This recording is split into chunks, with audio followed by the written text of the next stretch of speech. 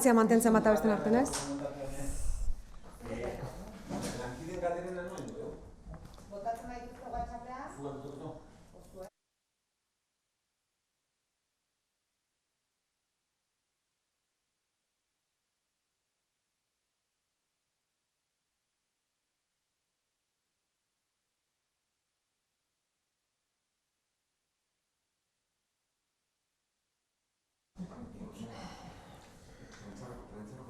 Bale. Bueno, atxaldon guztioi, eta ongi etorri. Bueno, lehenengo barkamen askatu, izan ere ontsi bukatu dugu gobernu kontseilua, eta ezin izan de lehenago iritsi. Hasi baino lehen, esplikatu nahi nizueke nola iritsi geran onaino. Gu gobernu kontseilua deitu dugu gaur presaz, hainbat erabaki hartu bergen dituelako gaurkoan, lanari, antolakuntzari eta zerbitzuari dagokionez. Baina bai aurreratu nahi dizuet, azkeneko egunetan lanean genbiltzala, batzorde bat osatuta ikusteko ze jarraipen bat egiteko, egoera zein zen, eta pertsona batzuk izendatuta geneuzkan, kasuan protokolo bereziren bat aktibatu behar baldin bazan, horiekin harremanetan jarri, taldeak sortu, eta lan hori oso aurreraruta geneukan, eta baita departamentu berezi batzuetan lanketa eginda geneukan ikusteko zer egin ziteken egoera berezi batean. Beraz hori aurreraruta geneukan, zorionez. Gaur goizean eukidegu bilera bat, antolatzen jarraitu dugu, orain bilera ejekutibo bat eukidegu, jarraian batzorde interdepartamentala deituko dugu, azterketa orokor bat egiteko, baina gobernu kontseilua eukidegu orain arratsaldeko 3etan hainbat erabaki hartzeko. Lehenengo egunetik hasita erabaki batzuk hartu beharra dauzkagu, orain arte hartutako ez gain, eta bai esan bestelako erabakiak hartu behar balin badira joango gera ere hartzen. Gaurkoan hartu ditugun erabakiak Aldundiari dagokionez hauek dira. Lehena, higiene neurriak, orain arte neurri horiek areagotuta geneuzkan gure egoitza nagusietan, sarreretan eta bar, eta oraingo honetan erabaki deguna da hori indartu egingo degula. Alegia, ezinbestekoa da birusabea ez mugitzen juteko higiene neurri horiek areagotzea, birusabea hiltzeko, eta beraz, higiene neurri horiek igo egiten dira erabat. Garbiketak maiztu egingo dira, jende asko pasatzen da lekuetan bereziki garbiketak egingo dira, eta hori ezinbesteko neurri bezala erabaki dugu gaurkoan indartu egingo degula aurreko egunetan hartutako erabaki ez gain.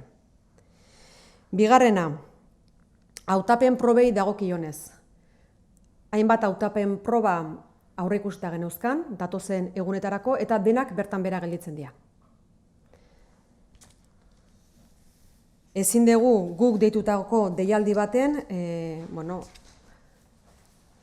jendea arrisku egoera batean jarri. Eta guk ezin dugu ez da ere bermatu parte hartuko duten pertsona guzti horiek distantzia mantenduko dutela beraien artean. Beraz, deialdia guk egiten dugun heinean, eta berme hori eskaintzea posible ez den neurrian, opeak bertan bera gelditzen dira. Hirugarren neurria, ikastaroak eta prestakuntza jarduerak, presentzialak danak bertan bera gelditzen dira.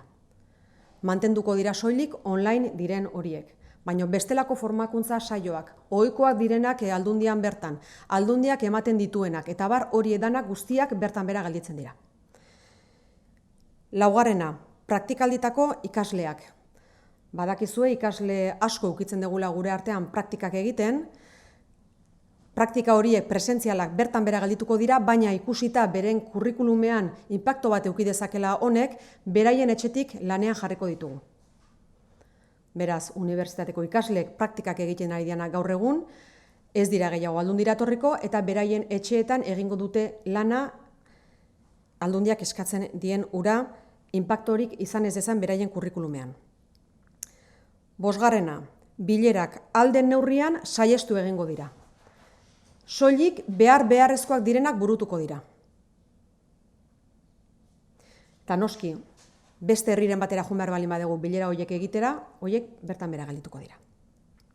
Bideokonferentzia erabilera sustatuko da eta bestelakoak egingo dira. Bidaiak ere, gomendatzen da lan bidaiak atzeratzea, funtsezkoa bakarrik egingo dira, bestelakoak bertan bera geldituko dira. Zazpigarren neurria, jendearentzako arretari dagokionez, sustatuko dugu telefono bidez eta telematikoki egitea arreta zerbitzu guzti hori. Zerbitzu hori guztia beraz telematikoki eta telefono bidez ematen saiatuko gera, presentziala ere egingo da, aurrez aurrekoa, eta hor higiene neurriak areagotu egingo ditugu. 8. Laneko modalitate ez presentzialak. Abian jarri dugu batzorde interdepartamentala, esan dizuedan bezala, eta langilei dagokienez, 8., 9. eta 10. erabakiak hain justu honekin zerikusia dute, eta da, alde batetik batzuk telelana egingo dute, identifikatuko ditugu zeintzuk diran zerbitzu kritikoak, eta zerbitzu kritiko horiek identifikatuta, batzuk dagoeneko identifikatuta dauzkagu, batzuk telelana egingo dute, beste batzuk sakabanatu egingo ditugu, espazio desberdinetan, eta beste batzuk txandak egingo dute lan. Helburua da batera danak ez egotea. Zerbitzu kritiko horiek mantendu ahal izateko denbora guzti honetan baldin eta egoera gogortzen baldin bada. 11. Isolamendu egoera, alegia baldin eta norbait gaixorik baldin badago, jarraipen zehatza egingo zaio pertsona horri, prebentzio zerbitzutik. Jarraipena eta horren arabera, ondorioztatzen daren arabera, bestelako erabakiak ere hartuko dira. Eta 12. Ikastetxeak edo adineko zentroak ixteko eragindako neurriak direla eta langilei dagokionez lana eta familia uztartzeko neurriak hartuko dira, malgutu egingo dira zentzu horretan, alegia egoera larriren baten baldin badago inor aurrak zaindu behar dituelako eta ezin dituelako aitonamonen eskutzi noski babestu beharreko gizatalde bat delako, horientzako malgutu egingo ditugu familia eta lana uztartzeko neurriak. 13. Departamentuen arteko batzordea sortu dugu, aurretik esan dizuen nola bilera hori orain bertan egiten ari den eta hau bukatzen denean inkorporatuko naiz, departamentu bakoitzean dauden beharrak aztertzen juteko eta erabakiak hartzen juteko etengabe. Alegia, esaten dizuen bezala zerbitzu kritikoak zeintzuk diren, nola sakabanatu, nola antolatu jendea, zerbitzu hori eman ahal izateko.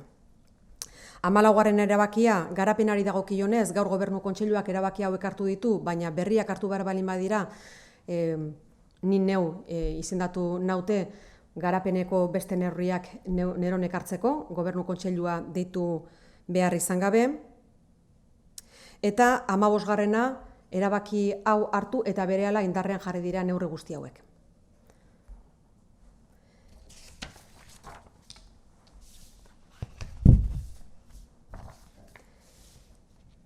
Bien, voy a mencionar las 15 medidas que hemos adoptado en el Consejo de Gobierno de hoy. Es un Consejo de Gobierno de urgencia, teniendo en cuenta la situación en la que nos hemos encontrado. Es verdad que a pesar de que Guipúzcoa está en una situación de momento de prevención y de contención, extrema si queremos, pero en un momento de prevención y de contención, sí que desde luego tenemos que adoptar una serie de decisiones como institución foral para, primero, ofrecer servicios durante el tiempo que tengamos esta situación de necesidad y al mismo tiempo también organizar la institución de manera adecuada. Las medidas que hemos adoptado, hay algunas que hemos adoptado hasta ahora, son muy conocidas por todos vosotros, desde los centros residenciales, centros de inclusión y demás. Hemos adoptado otra serie de medidas importantes. La primera, extremar las medidas de higiene en aquellas zonas de paso, sobre todo. Ahora ya hemos tomado conciencia de que tenemos que distanciarnos los unos de los otros, pero hay zonas de paso en las que ahí tenemos que hacer un esfuerzo especial para limpiarlo de manera adecuada. Segunda decisión que hemos adoptado en el Consejo de Gobierno de hoy es que las pruebas selectivas se suspenden hasta nuevo aviso. Las OPEs que estaban convocadas se suspendan hasta nuevo aviso. Tercera decisión, los cursos y las actividades formativas se suspenden, todas las presenciales, no así las online. Cuarta, el alumnado de prácticas que tenemos en la institución va a trabajar desde su casa, va a seguir trabajando para la institución para que no tenga un impacto en su currículum, pero no va a volver a la institución foral. Las reuniones, en la medida de lo posible, se van a suspender, excepto aquellas que sean urgentes y necesarias, desde luego sin desplazamientos a otros municipios, a no ser que sea estrictamente necesario, y fomentaremos el uso de la videoconferencia.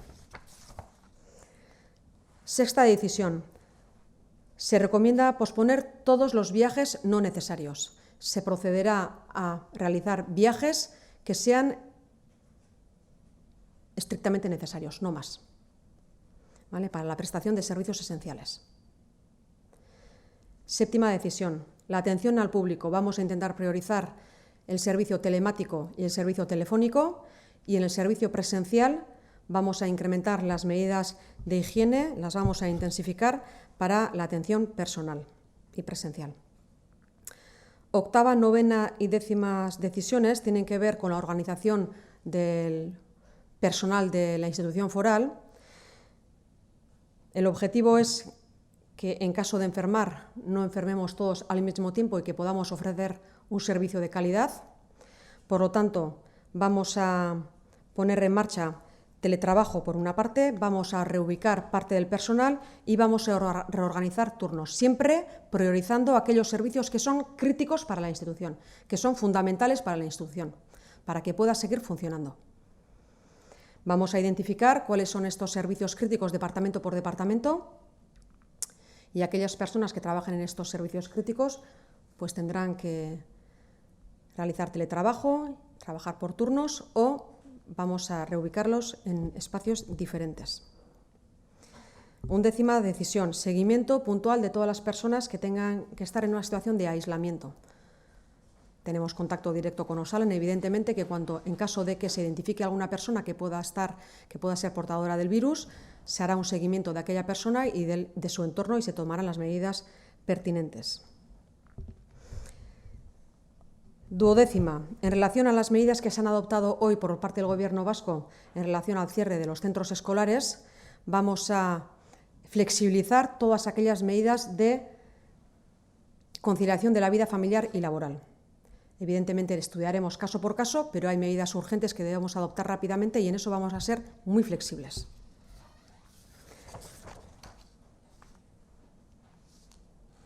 Decimotercera decisión, hemos creado ya una comisión interdepartamental para estudiar las necesidades que pueda haber y para tomar las decisiones que corresponda en cada momento en función de la evolución que pueda tener esta situación.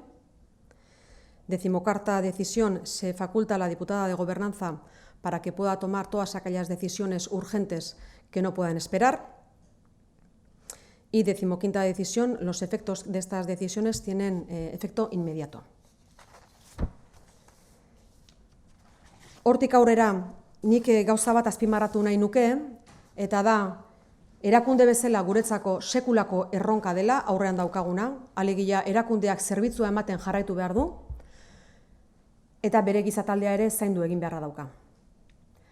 Zerbitzu egoki hori ematen jarraitu ahal izateko gipuzkoar guztiei.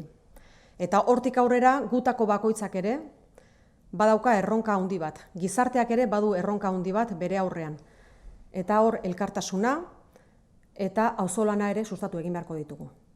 Danon artean lortuko dugu egoera honetatik irtetzea, baino danon lana eta danon ahalegina eskatuko du egoera honek. Administrazioa horretarako prest dago eta gutako bakoitzari eskatzen diogu arduraz jokatzeko hemendik aurrera. Zentzua erabili behar da gutako bakoitzaren jardunean. Zentzuz jokatzeko eskatzen diogu beraz gizarteari. Badakizue helburua zein den, alegia batipat gizatalde sensibleak babestea, adineko pertsonak eta gaixotasun larriak dituzten pertsona horiek zaindu beharra daukagu. Eta hori eduki behar dugu buruan gutako bakoitzak. Alegia, arduraz jokatzeak esan nahi du pertsona batzuk, lagun batzuk babestu behar ditugula modu berezian eta gure jokabidearen arabera lortuko degula hori. Beraz, arduraz jokatzea administrazioari dagokio eta gutako bakoitzari ere bai.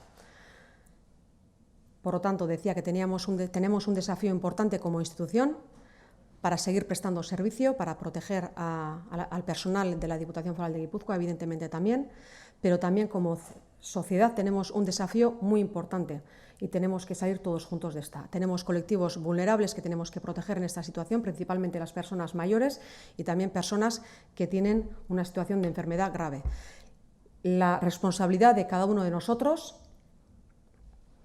en función de la responsabilidad con la que actuemos cada uno de nosotros, saldremos con éxito de esta. Estoy convencida de que somos todos conscientes de que ese esfuerzo lo tenemos que hacer todos, administración y también la propia sociedad. Hortik aurrera galderaren bat izango bazenute, erantzuteko prest naukazue. ¿Se ha adoptado alguna decisión nueva respecto a las residencias? ¿Se ha decidido ya, por ejemplo, reducir absolutamente o impedir las visitas? No hemos adoptado ninguna decisión de esa clase. De momento, las medidas que se han adoptado en las residencias están funcionando bien, es un protocolo que está funcionando bien y de momento vamos a seguir por esta vía. Pero, insisto, la situación es muy cambiante y tendremos que ir adoptando medidas diferentes en su caso si lo vemos necesario. De momento eso no va a cambiar, no va a variar. Por lo tanto, seguimos incrementando el control en el acceso a las residencias, el control de la temperatura, limitar las visitas a una hora y a una sola persona y vamos a seguir funcionando así. Jakin nahiko nuke nun jarri duzuen langa neurri berri bat zuk erabaki ala kontseiluak erabaki? Gobernu Kontseilua gaur deitu dugu besteak beste egoeraren larritasunaren ondorioz eta neurri hauek hartu ditugu gaurko honetan. Langarik ez dugu jarri. Egoera oso aldagarria da eta beraz ezin dugu aurreikusi zen neurri mota hartuko dugun. Baina bai aurreratuko dizuedana da Gobernu Kontseiluan danak ados gaudela neurri honekin eta danok ados, konfiantza hori badagoela. Eta batzorde interdepartamental hori dago neurrian eta etengabeko komunikazioa dago neurrian hartuko den erabakiak noski amon komunean hartuko dira. Baina hori hartu bala izango denik Gobernu Kontseilua deitu gabe. Arintasuna lortzearen egin da hori. Besterik? Ez. WhatsAppez galdetzen dute ia museoak eta Koldo Mitxelena irikita galituko diren. Horrelako erabakerik ez dugu hartu momentuz, baina berriro diot, hor eskoletan hartu den erabakia, alegia aurrenak hor badu arrazoi bide bat. Eta da, aurrek beraien artean kontaktu handia ukitzen dutela, helduek baino askoz ere gehiago, eta gainera ez dutela sintomarik izaten askotan,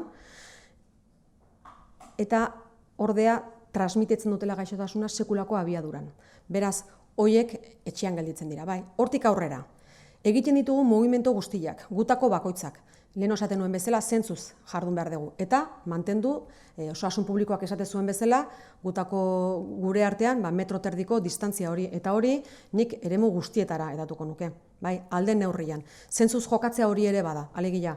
Guk aurrak eskolatatik ateratzen baditugu etxean usteko hori ez da atxon amonekin gelditzeko noski. Bestelako neurri batzuk hartu behar dira. Eta leku espazio publiko batera joan behar balin bagera, hor ere saiatu behar gera tarte hori mantentzen.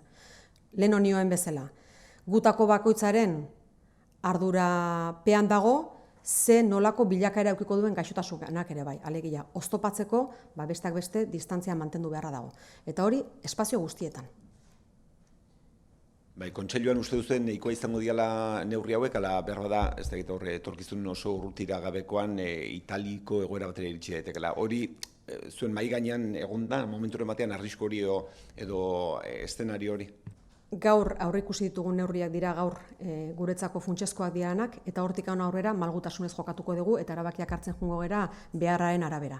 Baina berriro diot, nik uste honekin gaurkoz nahikoa dala, norberaren ardura ere importantea dela eta hortik aurrera erabakiak hartzen joango gera horrelako egoeratara ez iristeko. Baina horretara ez iristeko zer egin behar dugu? Oztopatu. Oztopatu birusa edatzea, eta besteak beste horretarako hartzen dira neurri guzti hauek. Eta leheno aipatzen nuena, hemen txandaka egin behar balin badugu lana, edo telelana egin behar balin badugu, edo espazio desberdinetan kokatu behar balin badugu jendea, da besteak beste danak batea ez kutsatzeko baldin eta etortzen balin bada. Prebentzio neurria dira guzti hauek, prebentzio eta kontentzio neurria dira. Erakunde bezala guk horrela jokatzen dugu, eta gizarteari eskatzen dugu ere, neurri horiek aintzat hartzeko eta ikusteko bakoitzak zer egin dezakeen hortik haratago. Erakundeak erronka handia du eta gizarteak berak ere bai. Hortik aurrera besterik ez badago, WhatsAppez ez dago besterik? Ez. Bueno, eskerrik asko guztioi eta egun ona izan dezazuela.